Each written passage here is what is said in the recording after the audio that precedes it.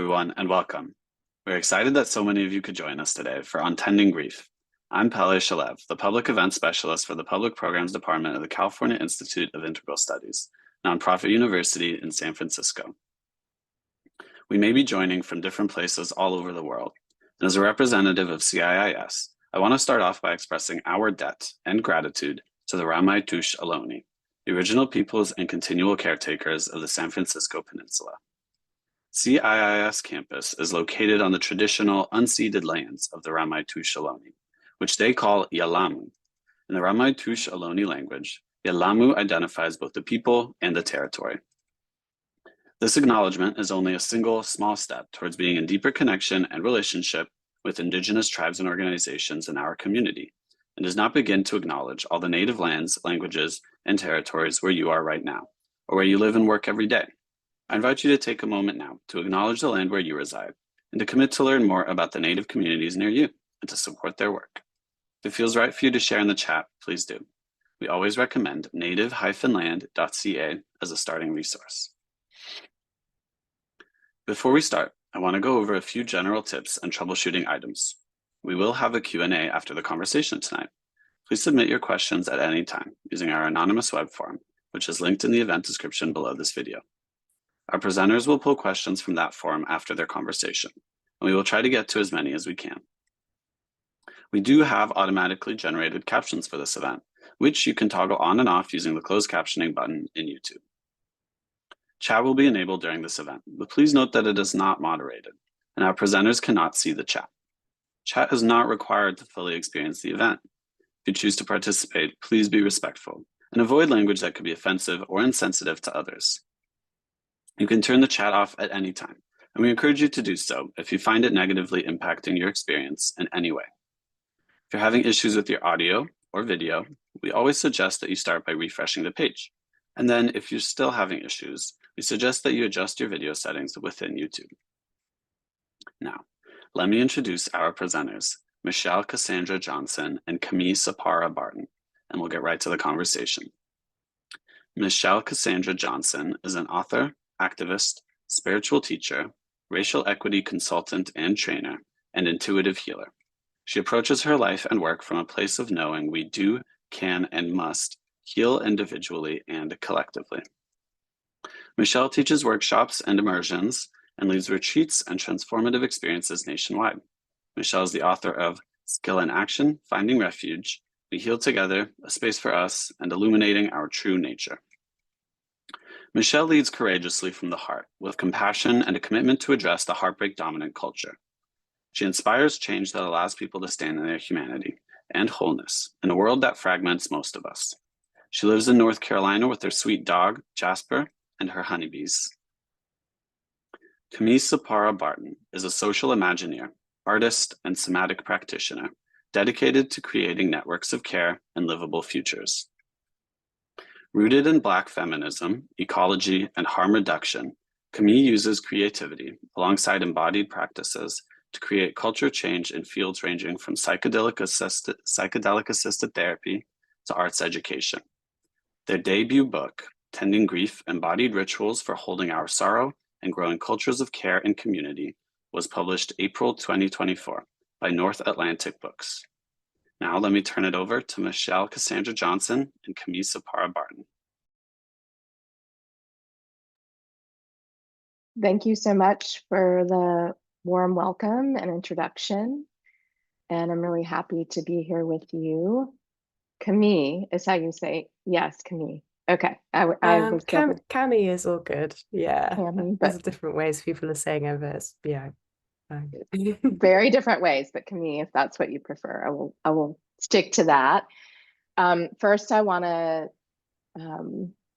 thank you for your labor and for your wisdom. And I have your book here for your book, your work, your practice, and all the ways you talk about tending grief, which resonate deeply with me and how I feel about the world and the way that I approach things. I think grief is such an important experience for us to turn toward and to process and to work with.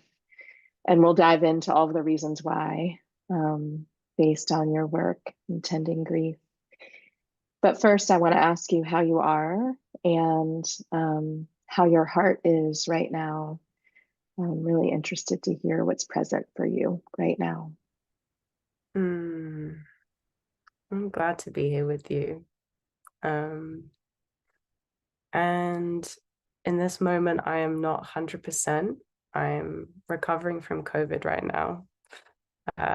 So yeah, I know it's definitely still going around. And I really hope that we can, find ways to practice harm reduction together as we continue to navigate this public health experience. But I'm grateful that I feel energized enough to be here and to have this conversation. And my heart feels tender.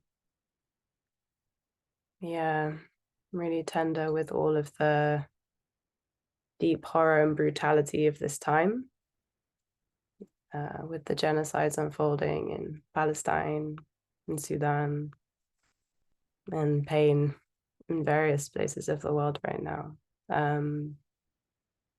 It feels that a lot is being revealed. I don't think that things are necessarily getting worse, but they're so visible and sort of present in our consciousness in a way that they haven't been necessarily on this level before, and it's quite a lot to take in.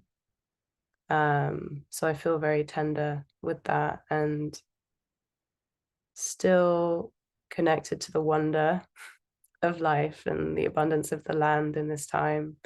Where I am in Amsterdam, everything is blooming, and there's a lot of beauty as well, but a lot of pain, and I'm really feeling the complexity of all of it. Yeah, thank you for locating yourself in the sense of letting us know what's present for you right now, how you're feeling, and uplifting tenderness and wonder and beauty and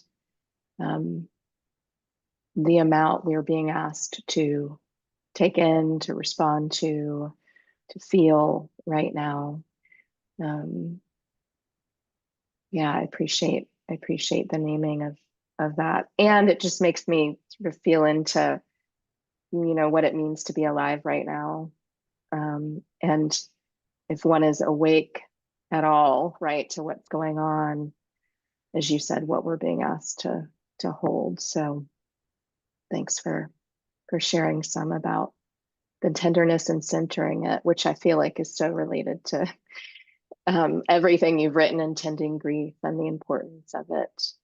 And I want to ask a question about, people often avoid grief or try to bypass it, or are afraid to feel it, or overwhelmed and overcome by what's happening.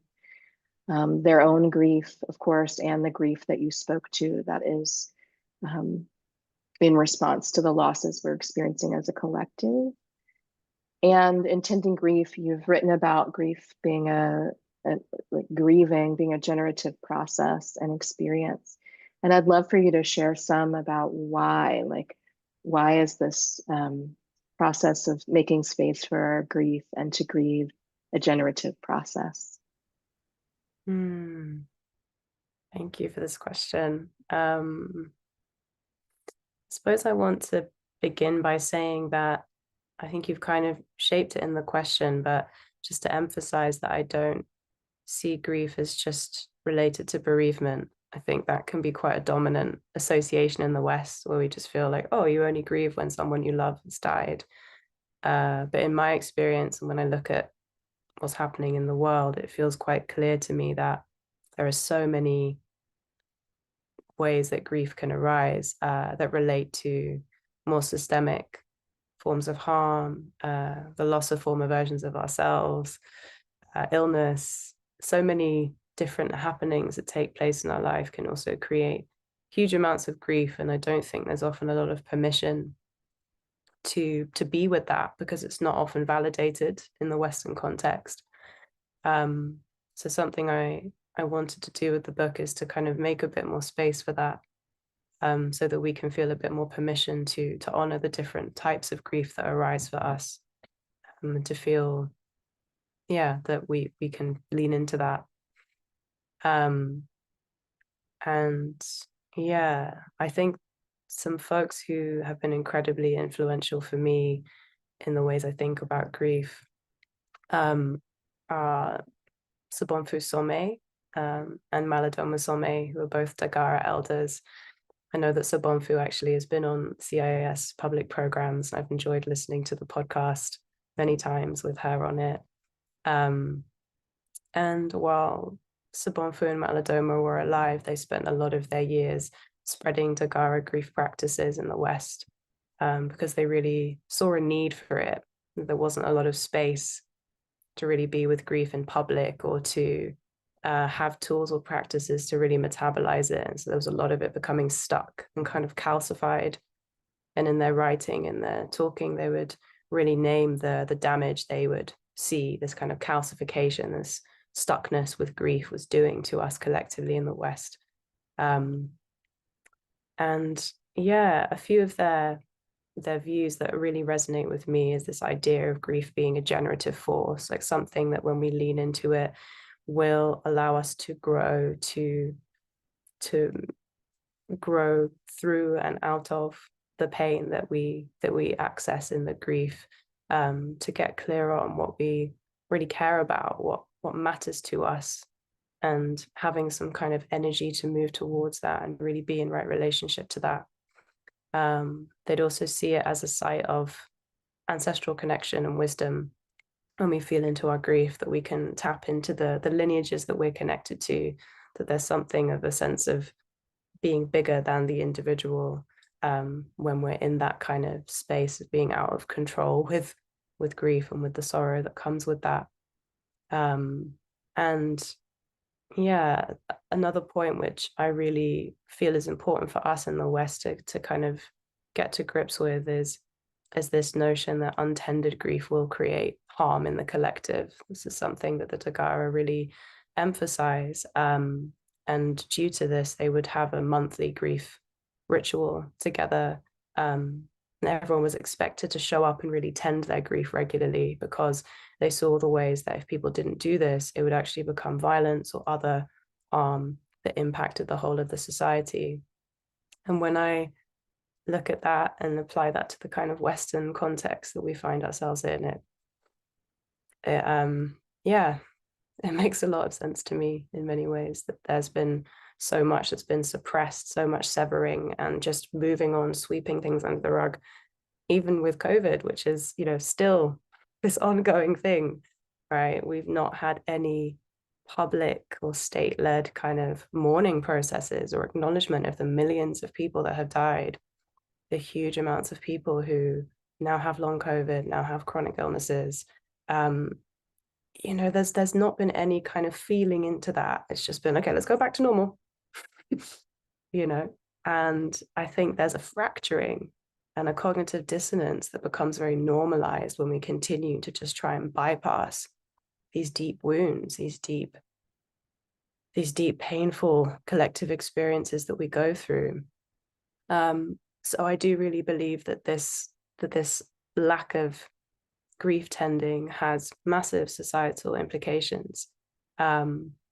And in terms of coming to your question, you're part of the question around, what can it create when we lean into it, when we tend our grief?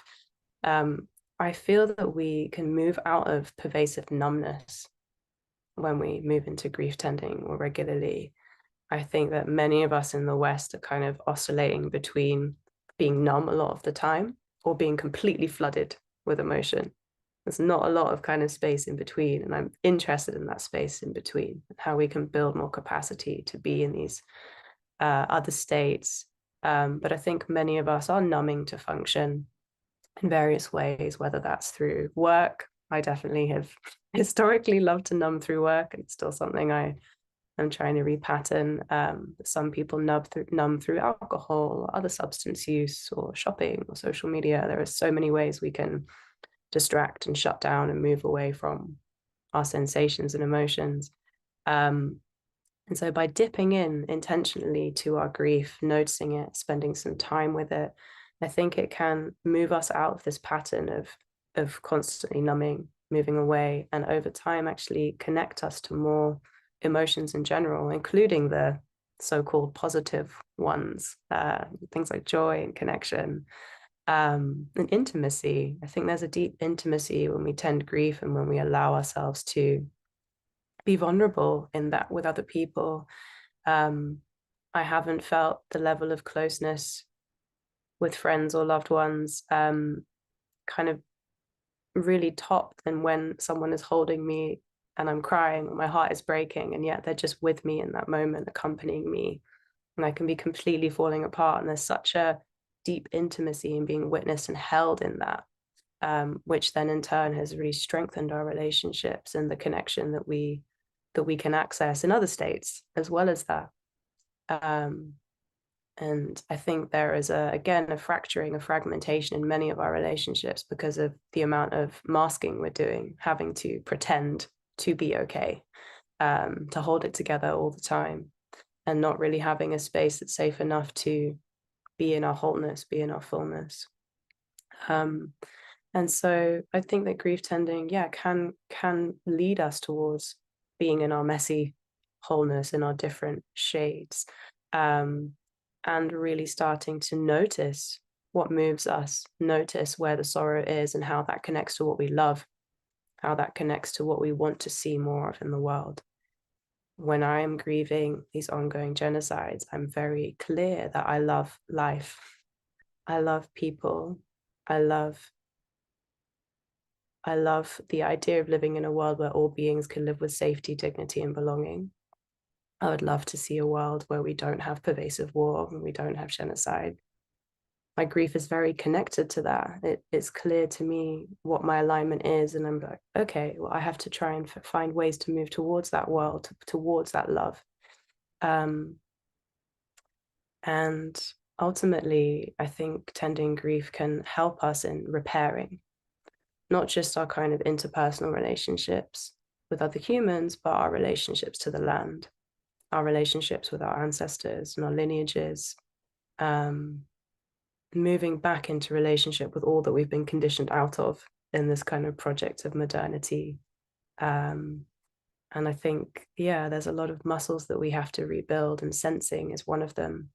And I think that grief tending can be a vehicle to sense more and to start hopefully having more capacity to be with what's there, and to do so in a way that we can move out of this binary of just being numb or flooded, but find ways to change shape and be with what's emerging. I think it's really needed in this time. Mm-hmm. Yeah, I think so too. And there's so much in what you just shared. And present to the calcification you mentioned, and I've written and talked about this too, the ways that we might replicate patterns of behavior or systems or create trauma that actually creates more grief for us. So it piles on top of itself. And I'm present to what you named about, everything, but the different ways we're grieving and what we're grieving, and the way that some of us have been conditioned to think about grief or talk about grief, or what's acceptable to grieve and what's not, which I think is really important as well. And also that what you named about community or communal grieving, really, and the necessity of for that, to be grieving community, and what can manifest, which is so much of why you're feeling tender and I'm feeling tender and we're feeling tender, right? What can manifest when we don't have that space to grieve with one another, or for someone to affirm that, yes, I'm feeling sorrow as well, or I'm confused, right? Or I don't know why this is happening. Why does this keep happening?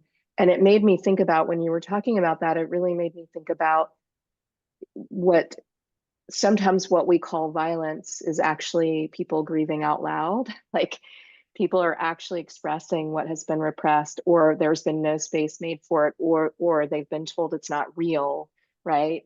Communities who've been marginalized or who are less proximal to social and institutional power over and over and over. So it just made me think about that more when you named that. And what you named about love and the world you want to see, and I would say create, based on what you shared here, and of course in your book and your work, and the connection between grief and love, which I think is really important and powerful, and that the process of grieving is an expression of love. And as you were naming, moving toward that world, like this is a part of the work to get us there, is to tend our grief, which I named that sometimes people move away from their grief or they bypass it. And it makes me wonder what would happen if more of us were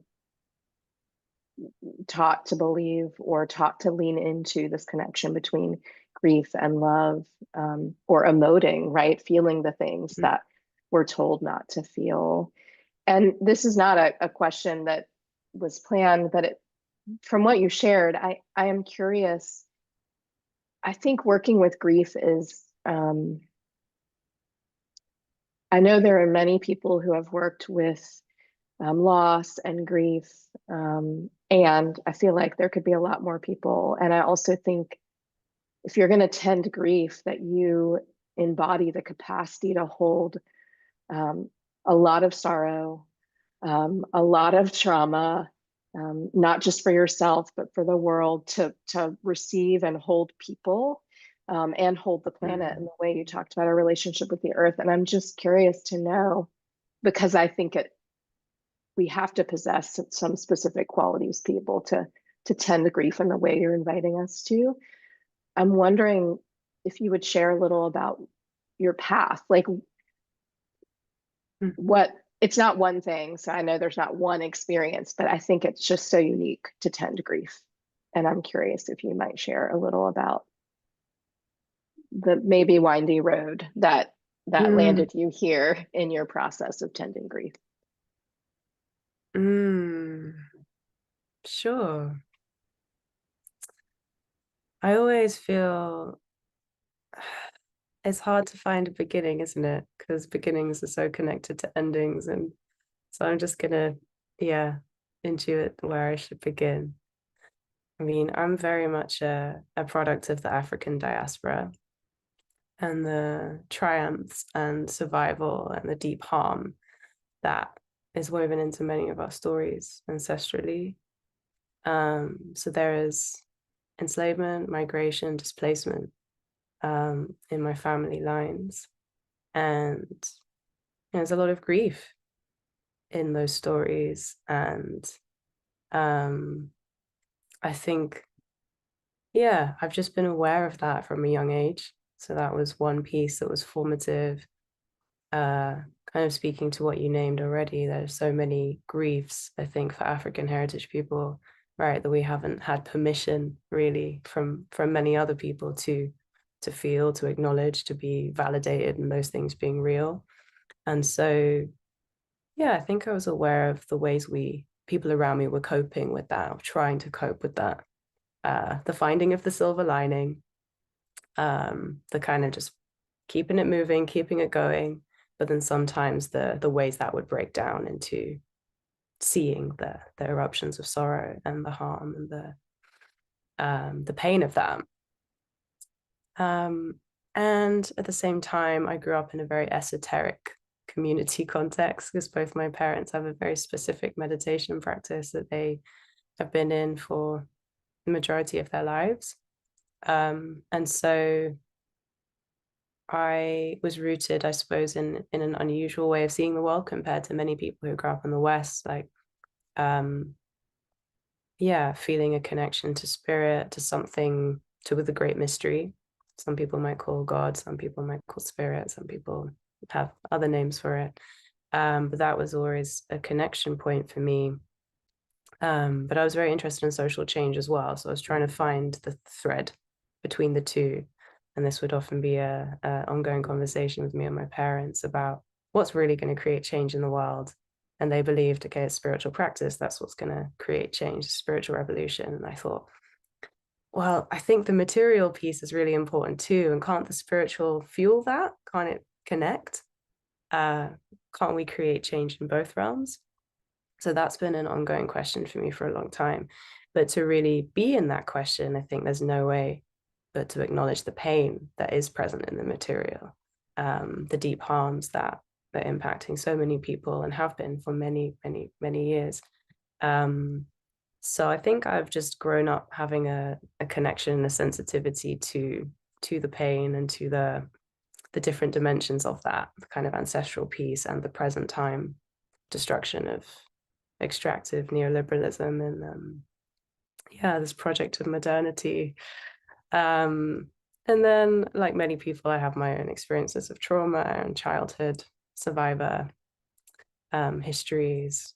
So I think that's all entangled to lead me to having a real stake in trying to figure out a way to be with this stuff. And eventually it got to a point where I didn't feel like I had a choice. I had to do something about it.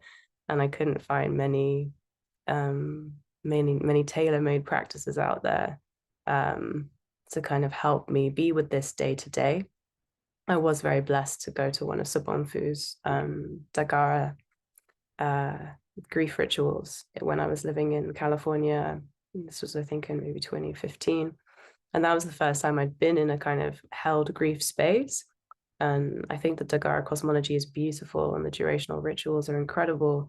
But a few years later, when I really needed something day to day, I needed something else that was going to be manageable for me to create and hold for myself.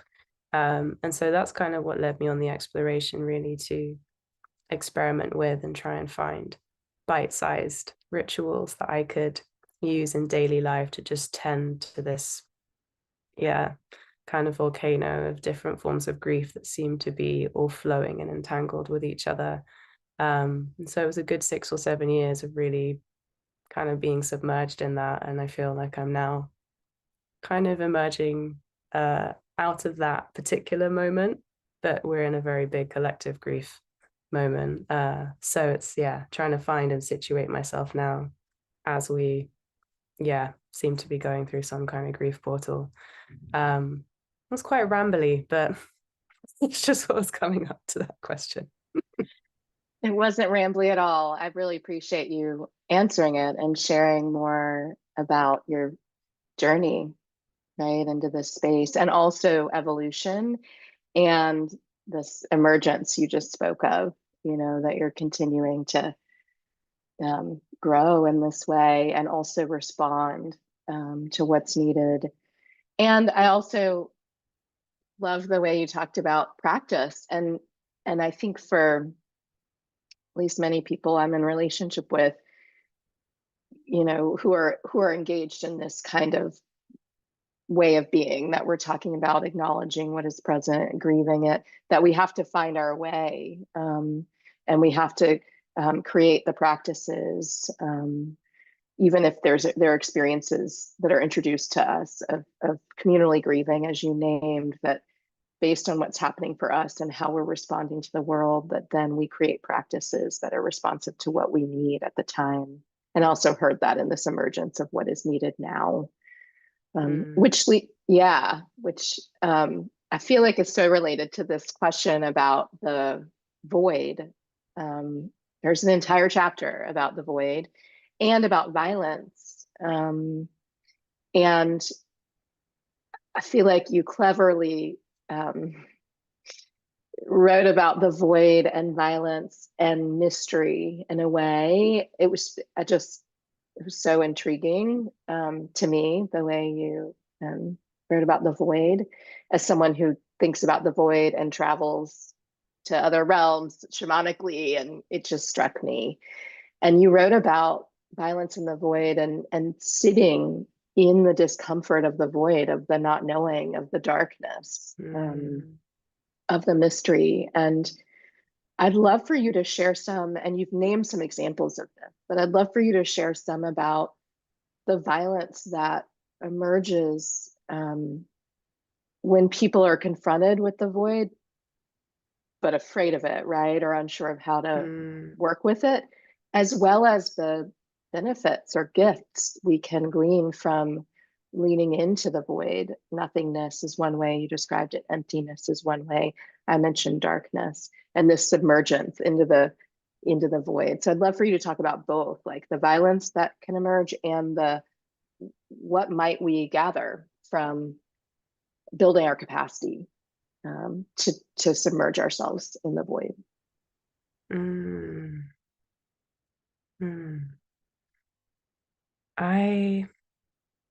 So many things I could say about this.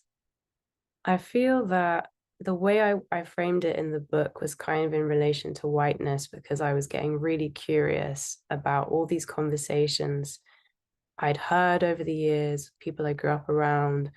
It was really sparked actually with a conversation with one friend in particular. I think I was talking about my own ancestral practices and getting into this new stage of connection that felt really exciting. And we have a lot of honesty between us, and this friend sort of expressed some jealousy, I guess, of saying, oh, I don't know any of my family and I don't have any ancestral connection to them. And I wish I did, I want that.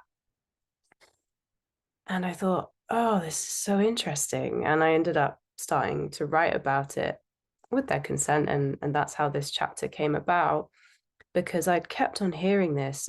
Many white people in my life, or those who move through the world read as white, even if maybe some of you listening don't identify that way, but those who are perceived or racialized in that way in this current system, I've heard many people express, oh, I don't feel spiritual. I don't feel rooted. I don't feel connected to ancestors or family. And that always struck me, because it feels that there is some kind of a little like this feeling of emptiness, of not being tethered, and then not being in lineage as a result, not belonging. And what I've noticed from that is that can lead to things that maybe some might call cultural appropriation, or this kind of exoticizing of other cultures, other spiritual practices. And I'm not, saying that there's no way you can engage with another spiritual tradition that's not from your own lineage. I'm not that dogmatic in my own views about it. But I do think it is a pattern when you see many people who identify as white feeling like, oh, well, I don't have any spiritual roots, and so I need to go and follow this guru, or I need to learn Sanskrit or whatever tradition it may be, in order to feel like this is intact and I can root into this, right? This will make me feel more whole. And I sense that there can be a violence that comes from this, not necessarily intentionally, but usually in the process of this, through this sense of entitlement to take and to not necessarily question what's being in right relationship look like, but also in this sense of maybe feeling empty. There can be forms of superiority that I think then start to appear. Like, I feel empty, but I want to prove to myself I'm not. I want to prove I am actually superior. And that usually latches onto a lot of the current conditioned tendencies we have of power over, which might look like believing that bodies named as white are superior or more intelligent, or should be able to access the disproportionate amount of resources that we see currently in our system, in our world. And we can, say the same for systems like patriarchy, for ableism, for classism. I think there are many ways that superiority operate, and I think this sense of feeling empty, feeling less than, can kind of mean a desire to latch onto that and double down on feeling, well, I'm important because of this, and then actually making someone else feel small in order to not feel that emptiness. And I sense that although it's challenging to be with this emptiness and feel into it and understand it, if there were questions around where does this come from? What is this? How am I situated in relation to this? what happened to my ancestors? Where was that severing? Like, how did we get here? How were my ancestors harmed? How were their practices taken? Who did they end up harming? What would it look like to repair? You know, there's so much there in that exploration of the nothingness that I think could lead to two forms of repair, to coming back into right relationship. But it involves, I think, having to be with pain, having to be with the grief that, you know, European peoples were also colonized and assimilated out of their traditions before they then ended up participating in or benefiting from the colonization of African heritage peoples and many other indigenous peoples around the world to this day. And I sense that, yeah, by feeling into the void, we can ultimately begin to reconnect with our ancestral lineages. That doesn't necessarily mean having to adopt or be completely, you know, practicing in the same ways they were spiritually, but at least understanding how their lives impacted where we are, how we move through the world.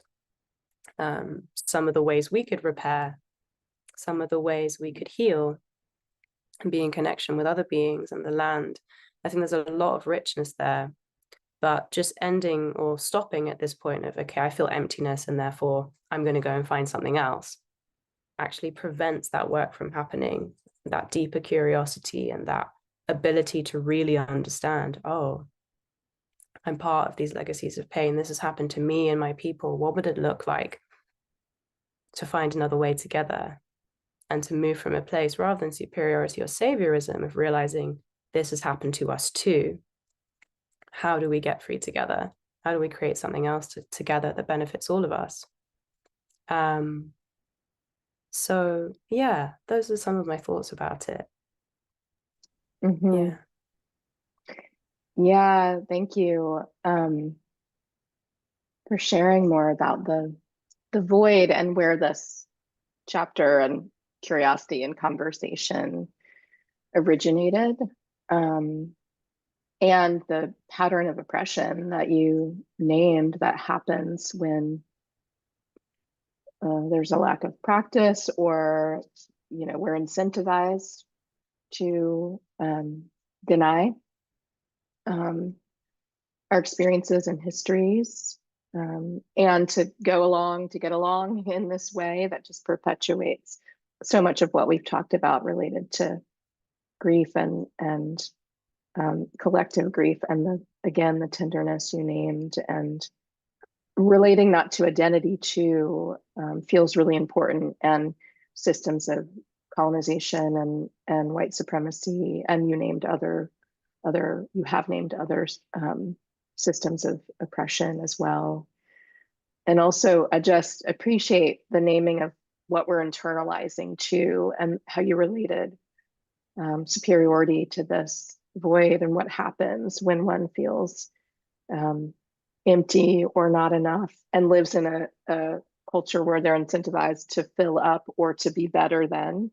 And there's a legacy of that, a lineage of that, that has been passed on. So I feel like it's such an important conversation, what you named and uplifted, and what you named about what can happen. Like, we can get free together if we actually get curious about our experiences, our lineages, and are in conversation about these things as well. And of course, doing our work based on the different identities we embody. Not that that's the whole of who we are, but you named how that shapes us, and has shaped you then in your journey toward tending grief. And this feels like it's connected to the next question, which is about movement work, organizing, which feels like a thread, right? A wisdom stream and tending grief. And you've written about in movements for change, which of course, what I gathered from what you offered in tending grief and what you've shared here, movements that are connected to our collective liberation, right? And how we get free, that there are these patterns you've noticed, and I have noticed this too, of one, not making space for grief, but also not making space to feel joyful or find pleasure or feel pleasure. So it's not just grief that we're perhaps there isn't space made for it, but also this like, we got to grind, there's a lot at stake, right? And that there's no space made for joy, pleasure, ritual. I would add to that list too, as well. And yet we need, I think, particularly in organizing movements rooted in collective liberation, that we need these rituals. We need to access joy. We need to access pleasure. We need to have space to grieve communally so that we can continue to sustain our work. And so I'm curious to hear about what you feel like we risk in these movement spaces when we don't tend our grief and when we don't make space for joy and pleasure and ritual. Like what? And also there's another side to this question, which is, you know, what movements are you connected to or do you admire that are making space for grief, joy, pleasure? You can answer either, because I realize there are people who are centering ritual, who are centering joy, who are centering ceremony as they're doing their organizing work. So you can decide, like, choose your own adventure, which part of this question, which has gotten long, you want to answer. I might go for the first part and we'll see if I can weave in a little bit of the other bit at the end. Yeah, I sense that many of our movements in the West are trying to create change by operating in a similar framework to the culture that we're trying to change. I've noticed quite almost like militaristic, rational, very mind-body separation dominant approach to many movements, because this is seen as what's efficient and strategic. It's not seen as beneficial to spend time feeling too emotional or to be too vulnerable, that there's no time for that. It's like things are urgent, things need to get done, and that's what the focus should be. And I can understand that. I can understand that sometimes that's necessary, but if that's the only shape a movement can take, I think we have a problem, because there'll come a time, and there already have come many times, where that approach isn't the best fit for the situation. It's not appropriate for the context. So there needs to be an ability to change shape and to take the shape that's appropriate for the different moment that we're in at different times. And some people might think of this as connected to prefigurative politics, which is this kind of idea of trying to create the world we want to see in our daily actions, in our ways of being with each other, our ways of relating with each other. And so for me, it's clear, if I want to live in a world where joy is more abundant, where pleasure is more accessible to people without shame, where grief tending is a part of daily life, then I also would like to see that being experimented with, even in baby steps, in movement as well. Because, if we don't do this work now, then it's not going to become embodied. It's not going to become practiced. It's not going to become available as something that we can grow and move into our institutions, into infrastructure. I'm not talking about the institutions we have now, but the kinds of institutions we vision and might need in the future. I don't think it's going to be this kind of trickle down process where, like, okay, once we've done all the big stuff, then we'll come to that later. It's like, I think it needs to be woven in. Otherwise, we're not really creating a different way of doing things ultimately. And so I do think it's important to be able to practice these other ways of being so that they're more embodied, more available, and ultimately so that we have more skillful containers to be with challenging emotions, so that we can have the capacity to really focus on what we also want to grow, not just what we're seeking to prevent, which I think is very important in the movement space, but often becomes the dominant thing in many movement spaces of, we're saying no to this, we're resisting this. And of course, we need that sometimes, but we also need to be putting a lot of energy into what we're growing, what we're creating, what we're choosing with each other, what we're investing in with each other. And I think a lot of that has to be practiced. It's not going to be overnight, and it might not always feel amazing initially, but we have to take leadership over that, because the state isn't going to, no one's coming to save us. We have to be creating the worlds we want to see and living that. And it might take time. But I think that grief tending and having that vulnerability, that intimacy with each other, even if it's just once a month, all movements will have different contexts, different needs, but finding a once a month container, even for, could be as little as 20 minutes, could be an hour, to say, okay, we're going to put some music on and we're going to facilitate this space to have a dance-based grief processing moment. Or we're going to do a sharing circle and check in about and allow ourselves to move with tears if we need to, for everything we've been holding. Or we're going to have a vigil. There are various ways this could be done, but just making regular space to drop in and have permission to be with each other in these feelings, to let the masks fall and to allow the tenderness and the heart to break in a held way, I think would bring a lot of support into movement spaces. And this has been done before. This has been, I know BLM was experimenting with things like this as well when I was living in the Bay, with actually having a lot of public vigils and incorporating that into protests, incorporating that into this, the resistance piece. I think that was very skillfully and beautifully done. And I haven't seen that many movements kind of replicate this yet, but I think, it is a model. There are pathways there, and people who've been laying the foundations for this as well. But I'd also say that I think, so much of this economic system that we find ourselves in relies on us being disconnected from our bodies, disconnected from each other, and really numb, disconnected from our ancestral practices as well, and the strength that can be drawn from being rooted in spirit, being rooted to the land, whatever gives us spiritual connection and power. I also hope that can come into movements. As you were saying it before, I was like, yeah, I definitely could have mentioned spirit as well. Yeah, I think that needs to come in. And again, we've seen this happen. I mean, the Haitian Revolution was not just going to sit around and strategize. I mean, they were calling in ancestral power, ancestral magic, and ritual in a big way. And there are also many communities as well.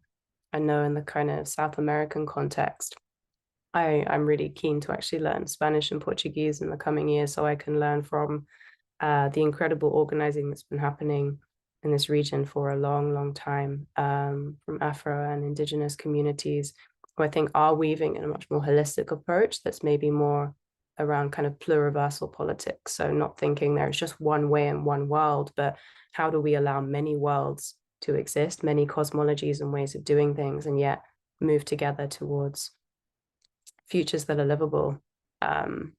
So I have a lot to learn from these groups. And I know more about, I suppose, the Zapatistas, because they have been doing a lot of bridge building and exchange, and also sharing things in English, which again is a privilege I have as a mother tongue English speaker. But also, there's things I need to pivot in order to actually learn from the wisdom of many who I currently can't learn from because of being limited in the choices and the context I've lived in, and not having learned yet. So those are some thoughts about the movement piece. Thank you, for sharing why it's important for us to make space for joy, pleasure, and to grieve. And what you described, they aren't necessarily simple practices, and yet you did name, it could be 20 minutes, it could be a check-in, it could be a circle, it could be silence and witnessing and seeing one another, right? There's so many different ways. And it reminded me of, I used to work in an organization in the Pacific Northwest And we were doing racial equity work, mostly with organizations. And I noticed I'd been doing racial equity work for a long, long time at that point. And I was working with people who were newer to the work. And I realized quickly that they had not been in spaces where people asked them, like, how is your heart? How are you? What is present? And I was supervising many of them, and started to create some circles for care. And really the intention was for us to say, what's present? We've led 8 trainings this week, which of course are more than trainings, particularly for those of us who are in bodies of culture, right? And who are people of color, right? We're holding a lot, and care feels important if we want to continue to do our work. And we can't hold it all. We need a space to release some of this, or be affirmed, or be witnessed. And so I love the way you described it. And it makes me just sort of dream into what would it be like if in movements and organizations and spaces who are, interested in liberation, and connection and intimacy, you've used that word a few times, what would it be like in those spaces? What would they feel like if we made space to grieve and for collective care, and to slow down enough to see one another, and to just honor what we're holding and what we're stewarding? So thank you for that. And this leads me to a question you mentioned embodiment in that response. And there are many, many practices in tending grief focused on embodiment, and why it's essential for us to engage in embodiment practices related to grief, related to joy, related to pleasure. And I'd love for you to share some about why being in the body, why embodiment feels so essential, right, and vital, related to grief. I think you've named it actually in many different ways. I'm just curious if there's more you'd want to share. And I'm asking this because I'm aware that I have been conditioned to exist from the neck up and not from the neck down, and to feel my body, right? And there's been this journey of, I have a body, I'm in a body. There are other bodies, right? And not just physical, right? There are different layers to who we are, different energies and bodies and ancestors, right? And that energy that's moving through. So that's really where my question's coming from. Like, why is it essential for us to be in our bodies in the way you invite us, in tending grief?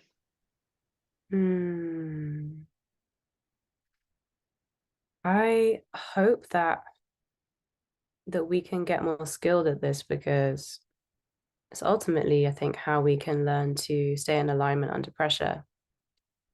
I know in my own experience, and I still do, I have ways of navigating stress that don't always feel good in terms of my values of how I want to be. Conditioned tendencies, as Stacey Haynes might call them. I think a lot of these can show up for us, often with our closest people, our families of origin, our loved ones, our partners, where we can get into these habits of not maybe being in integrity with how we're behaving because we're really stressed or we're under pressure. For me, I've noticed that having regular embodiment practices or somatic practices is helping me to have a little bit more space. So when that pressure comes, there's just maybe 2 seconds more where, before going into that automatic way of responding, a conditioned way of responding, there's a little bit of spaciousness to be like, okay, what's happening? I'm noticing I'm really stressed. Is that supportive for this moment? If it's not, maybe I need to do a practice to come down a bit to get to a point where I can be in integrity. So maybe in that 2-second space, I realize I need 5 minutes, and I go and take myself away to do what I need to do to be in a space where I can be more aligned with how I want to interact in that relationship. And this is a very small example, but kind of collectively, when we scale this and we think about how much pressure we are under with the decisions we have to make as a global community, about so many things, we're already under pressure. And I think it's clear that a lot of the ways we respond as individuals and collectively under pressure isn't maybe in integrity, isn't in alignment for the kind of worlds we want to build. And so we need to have some way of practicing taking a different shape, finding another path, being responsive rather than reactive. And in my opinion, that's a type of skill that doesn't come from just reading books or talking about stuff. That's a type of skill that has to be embodied, that has to come from having more bandwidth in our nervous systems to be with discomfort, to be with that tension, so that we can meet that and stay in alignment. And so to me, that's the longer arc of embodiment or somatic practice. It's not about, to me, just feeling good or just relaxing. It's about how do we change our shape so that we can meet the moment and stay in integrity, and how do we learn to do that collectively. And so that applies to the movement piece, but also in our interpersonal relationships, also with the land on so many levels.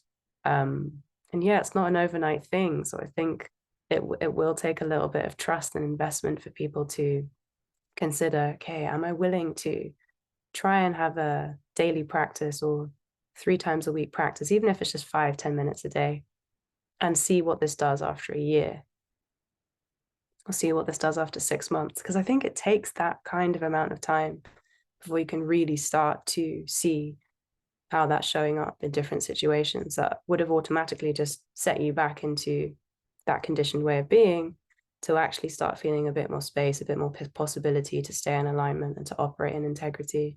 And so I hope that's something we can collectively move towards more, because we're really great at talking in the West. We love to talk, we love to make terms and write papers, and but I don't know if we're so great at practicing.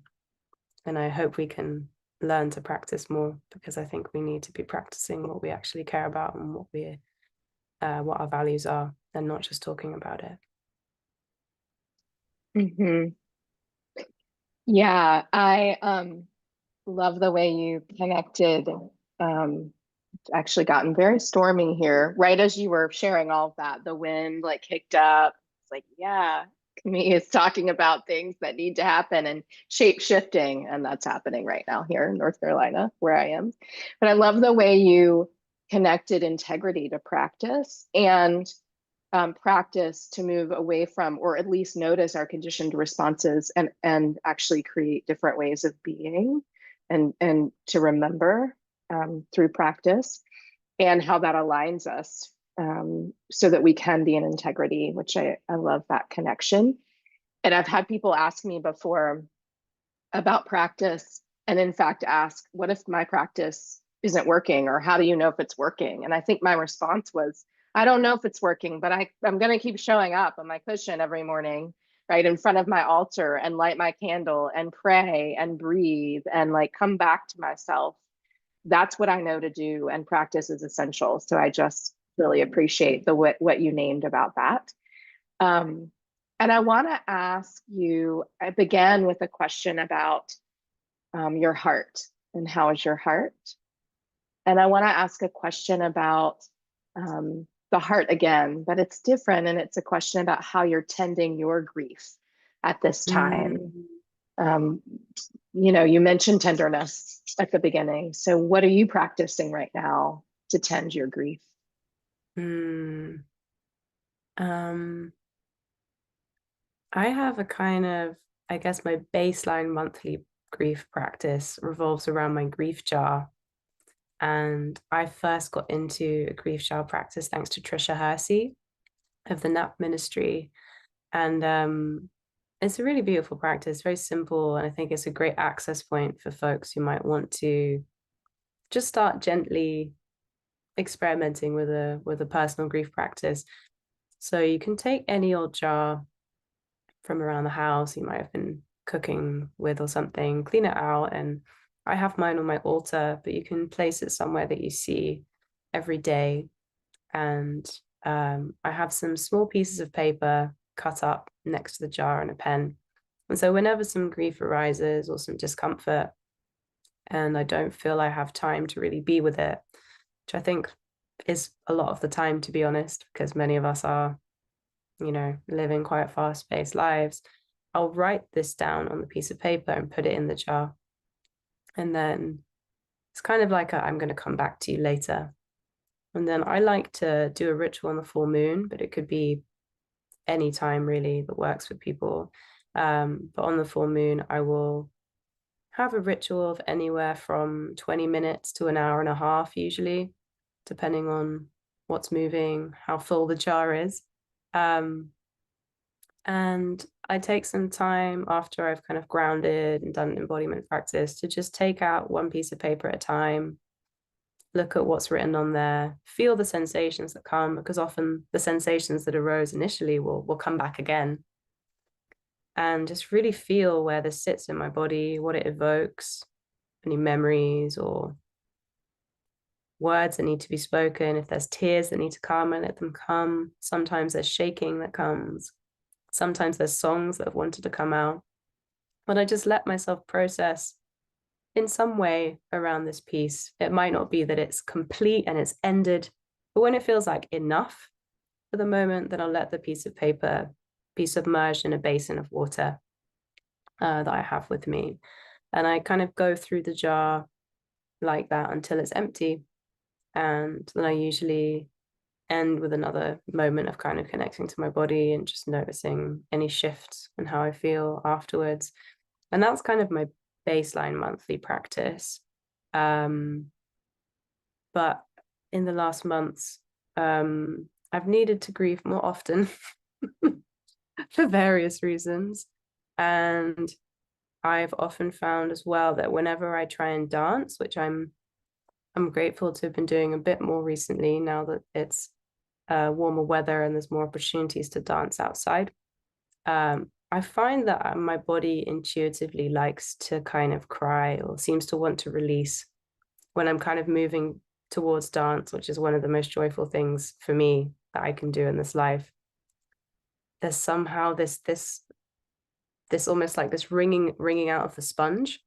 Like if there's that saturation with grief and sorrow that's there, usually the first 10, 15 minutes of me dancing, there'll be tears coming and things releasing as well.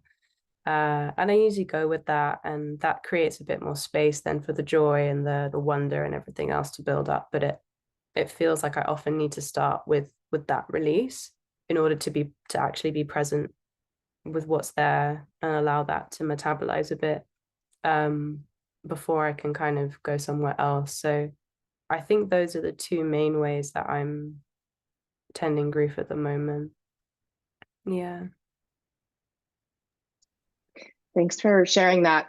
My dog Jasper joined us because it's very windy and tree branches are falling. So that's why he's up here with us now. He's scared and needs some support since it's storming. And he was probably listening too. And I appreciate the acknowledgement of needing to grieve more. And I was thinking about the grief jar and the water, and also the energy of dance and fire, which may not be the element you connect with it, but I'm thinking about transmutation and like sweat that can happen when we dance and move in that way. And then thinking about, the energies of and polarities of fire and water. So thanks for offering those practices and for tending your grief as you engage in this work with others. That feels important, not only to be in integrity, but also to release or acknowledge what you need to, so you can sustain this work and these important practices. And I think we're going to transition to some questions that are in the chat. Thanks for the questions.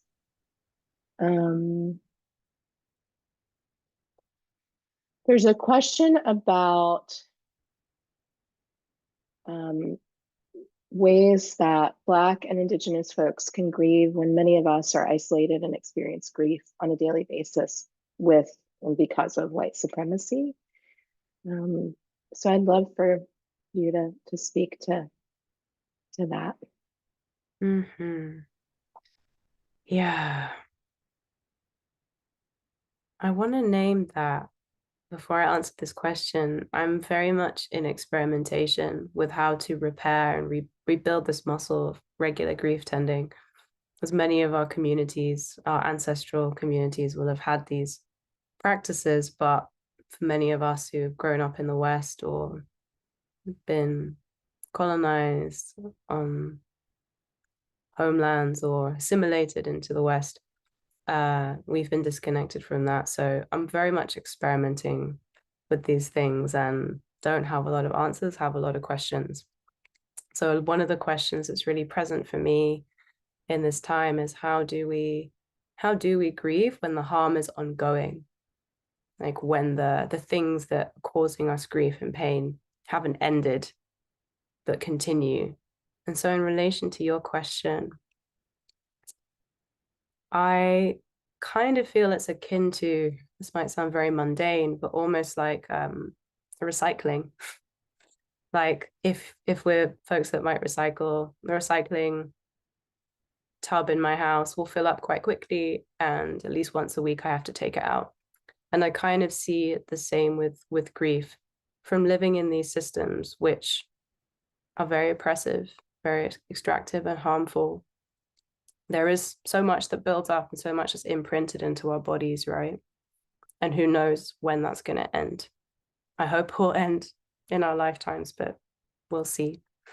I think we may have to do what we can to regularly be tending to that. It might not get rid of all of it, but it might just create a bit more space for our shoulders to drop, to move out of the collapse and contraction that can come with the heaviness of these things. And to be giving ourselves that kind of care and tenderness that's so needed to kind of overcome the isolation and the hypervigilance that can come from existing in these systems. So if it feels possible for you, I would invite you to try and create some space to develop your own personal practice, first and foremost. And know there's a big need for peer support, and I hope we can continue to move towards that. But I think, as Michelle mentioned earlier, I agree that we might need to develop some skill and some capacity to know how to meet this work before we do it with others.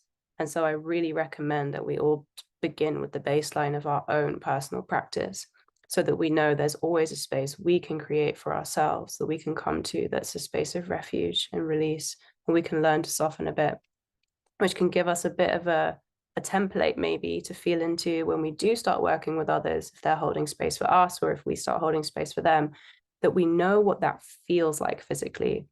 We know like, oh, this feels safe enough for me, and this kind of meets my need, as opposed to not having familiarity with it, putting trust in someone who maybe can't hold us and actually potentially being harmed in that experience. I think it may be helpful for us to all start to really learn to kind of cultivate a bit of space to do that work with ourselves, so that we are more skilled and able to discern who can hold this for me, how can we support each other, and how do we then start to move towards peer support. So those are just some thoughts. I don't know if that's helpful, but yeah, I hope there's something that might be of use. Yeah, thank you for that. And for the question, whoever asked the question, I love the recycling analogy that you named, and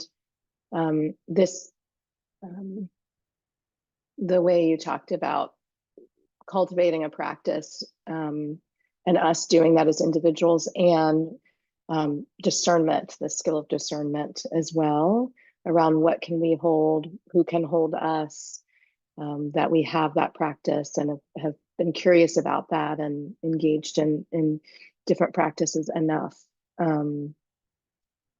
before we hold this work for others or enter into spaces where maybe the person can't hold us, right? And then we don't know what our options are. So I feel like that's really important. And you know, what's rooted in this question of what there isn't, we talked about earlier how there isn't space made to grieve generally, but if we think about this person's question with white body supremacy and encountering that all of the time, and and not having a choice about that in a white supremacist culture, for example, or an ableist culture. We talk about that, or a capitalist culture, right? And so I appreciate the question and the answer. There's another question about practice, and you named some of the rituals and practices you've been able to be a part of and create. And this person's question is about that and different cultures and rituals that you have found to be really helpful or supportive. So I don't know if there are other cultures or lineages you want to call into the space related to practices. Yeah. I would love to learn more about the various shapes that grief tending has taken with different cultures and peoples around the world. I'm still learning. I tried to root the practices in the Gen Grief Toolkit and Tending Grief more in kind of Afro diaspora context and also Celtic context, because that's both sides of my heritage. And some of them are not, it's not like they are completely, there's no carbon copies, but it's just what felt most authentic for me. So I'm very drawn to dance-based practices. I've been really interested in trance states that one can enter through dance, and that's been a big part of my journey. And that is a pretty, foundational piece of spiritual practice for a lot of kind of indigenous African lineages, spiritual lineages. So yeah, I think dance is a really underrated technology, healing technology. It's just, it's just incredible in my opinion. And even from, for those who maybe feel validation from a kind of Western scientific lens, there was a study I might try and find when the next question is being read. It was recently done, I think 2024, in Australia with like over 14,000 participants. And they were trying to compare the effectiveness of exercise to treat depression compared to antidepressants. And they found that dance, or what in the study is listed as like aerobic exercise, so dance basically massively outperformed antidepressants. So even for just kind of mental health and well-being, dancing regularly has such an incredible effect. And then on the spiritual level as well, or in ritual context, it's just, I think there's a lot there to explore. So that's always a really important site for me. In terms of other contexts, I think many traditions can involve using fire, like working with the elements essentially. So sometimes burning things to let go, giving things to fire, I think is quite a common practice. Also things to do with water, whether that's libations, like pouring libations for the land or for ancestors, or submerging things in water, like I do with the pieces of paper in the grief jar. I know in the kind of Celtic context and the religious traditions from that part of the world, kind of indigenous European traditions, there was a lot around land-based kind of wheel of the year practices. So really doing specific rituals rooted to what's happening with the land and with the seasons. So solstice rituals, when the sun god is disappearing, and practices that are going to celebrate the kind of going inwards that happens over the winter. But equally things like Beltane, which is one of my favorite celebrations, which was kind of appropriated and turned into what we think of as Easter in the Christian tradition. But Beltane would often be like a fertility festival celebrating spring and life coming back into the land and the kind of juiciness and abundance and fertility of that. And so there would be various rituals around maypole dancing. In some traditions and contexts, people were encouraged to like make love outside and like give that juicy energy to the land. And so there's lots of different practices. I would encourage, if you are aware of some of your own lineages and histories, to do a bit of digging and see what resonates from your peoples, what might remain. There can be a lot of crossover, I think, in these kind of spiritual technologies and somatic technologies once you look into them. But I think it can be an interesting and supportive start point to look and see what what our peoples were practicing not so long ago, and to see if there are fragments that you can remix and work with in your day to day.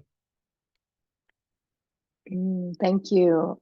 I love that you just named, do a little bit of digging in your own lineage, even as there is a lot of overlap. To your point, do this digging to find out, if possible, what practices people might have engaged in. And I think that relates to some of what you spoke about earlier, with sort of seeking things out that may not be connected to our lineage, and why that happens, and what happens in response to that. So appreciate that invitation and reminder. There's a question about schools, particularly in the US, and some curriculum changes that are being made to expand on social and emotional skills. But within this, there isn't much related to grief being talked about in this way. The curriculum is changing. And so the person's asking a question about how schools can implement grief practices. And I mean, there's another part to this, which is how we, those of us who are becoming elders, I'm one of those people, how we can introduce the topic of grief to youth, which I think is such an important question. So I'd love for you to speak to that. Yeah, thank you for this question. I'm going to be honest that I don't know. I wouldn't know how to go about doing it in schools, because as someone who's worked as a youth worker actually in a school in West Oakland, I think schools are not designed to create a lot of safety and create a lot of agency and choice. And I think those are things that are necessary for people to engage in grief work or ritual work or somatic work for it to actually be effective. And perhaps there are schools that, are centering these values and allowing people to really, go to the toilet when they want to and not have to ask permission for basic bodily functions. But in my experience, that they're not there yet. So I don't know what that would look like. But in this piece of kind of introducing it to young people and youth more broadly, I think that is really important. And even just beginning with them understanding that grief may be something they're experiencing outside of the context of someone they love dying. Of course, many young people are, depending on where they're based. In West Oakland, where I was working, definitely a lot of youth were losing loved ones. Quite regularly. But even for those who are not, just understanding that grief is something that they might be experiencing, and that it's okay if they are, and that there might be some strategies or some approaches that can be offered for them to be with that. And I think just having a non-judgmental space to be heard can be really important for young people. I mean, for all of us, but I think young people often really don't receive that enough, to process what they're going through, to process the feelings of hopelessness, lack of control, boredom, a feeling of what's the point of all of this with the way it's going. And I think sometimes just them having a space to process that and to be asked questions rather than told what they should be doing can be really powerful for them to connect the dots and maybe start to notice, is my feeling of hopelessness leading me to want to go out and get really drunk multiple times a week? What is this leading me to? And is this supporting me? Is there something else that could be of support? I think, I really hope that young people can have a lot more choice and agency and support available to them. I know that if I had maybe had certain conversations with elders when I was in my teens and been given non-judgmental space, I might have connected the dots for myself a little bit about why I was turning to certain things to numb so much, to cope with all the feelings I was having that didn't have an outlet. Another thing that's just come to mind is also maybe creating containers that involve ritual for young people, that almost allow them to have an experience that could be on some level akin to an initiation into adulthood, You know, I think those thresholds are really important, and in the Western context, we don't really have them anymore. And I think it makes sense that so many teenagers have this really haywire experience, because there's not really a stewarding of saying, like, you're moving through a threshold and this is how you can be connected to the web of life. This is how you can be connected to responsibility, not just like the responsibility of chores and household things, which are important, don't get me wrong, but being a person in this world, like, what is the responsibility of that? And we're not necessarily modeling that so brilliantly to young people as a collective, but we could start to create rituals and spaces that fell into that around shared values and how we can have accountability with each other and to them about what that looks like, so they can actually have a stake in that and participate in that. So yeah, those are just a few ideas, but I know there's a lot there, and I know young people really need a lot of support right now. Yeah, I mean, I think you offered so much in response to the question. And I love what you named about asking them questions, right? Instead of telling them what to do, or telling them how they should feel, actually invite them to share some, and ritual. And also this, what does it mean to be responsible? Shifting our definition of responsibility, what you said of like, what does it mean to be a human in this world, and what do we need, and really what do we need to practice and be aware of? So thank you for the question, and thank you for answering it. I think I'll ask this question about, I love this question. What passions, hobbies, joys infuse and give you energy for the work that you do? I love this question. I've already named it a few times. Dance. I love dancing. So that's something I'm trying to make a lot more space for in my daily life. And music as well. I think sound is also a deep source of healing for me. My partner and I really love a lot of different types of music, but I think at home it's a lot of ambient. And yeah, I really feel the kind of medicinal power of music. So when I want to dance, it might be something that's a bit more vigorous and polyrhythmic, usually connected to the African diaspora. But at home, a lot of ambient, a lot of music that just feels like it cocoons me and really starts to soothe me. Plants, I have a lot of plant friends, medicinal plant friends. Yeah, plants that provide food, plants that support consciousness exploration. I feel a deep kinship with the plants, and I'm excited to be learning more about how to support them. I've just become a member of a farm, an organic biodynamic farm, where I can go and harvest my vegetables every week during 9 months of the year. And that brings me a huge amount of joy, just like learning about how different foods grow, and also being more connected to the land, and understanding not just, okay, climate change is happening in a rational, like scientific, knowledge-based way, but seeing through the farmers in this community I'm now a part of, oh, the harvest's been really difficult this year. The amount of rains have really compacted the soil, and there's slugs everywhere.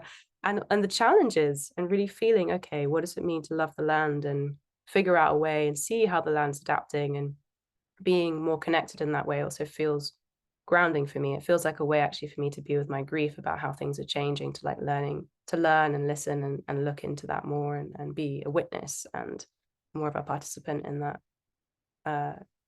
in the web of life in that way. And also cuddles. I'm trying to learn how to have more platonic cuddles in my life. That hasn't always been easy, but I really desire it. And I think we could all benefit from more loving, safe touch that's non-sexualized. So every time I'm able to have a cuddle like that, it feels very healing. And hopefully there'll be more and more. And yeah, having my feet on the ground outside. Those are probably some of the things at the moment. Thanks for asking the question. Yeah, I think it's a great question, and love to hear about that. Like, what fuels you, what brings you joy, right? What are your practices? So thank you for speaking to them. And Jasper is cuddling with me, so he's in my lap for safety right now. He's in my lap, so I'm getting some cuddles, and so is he.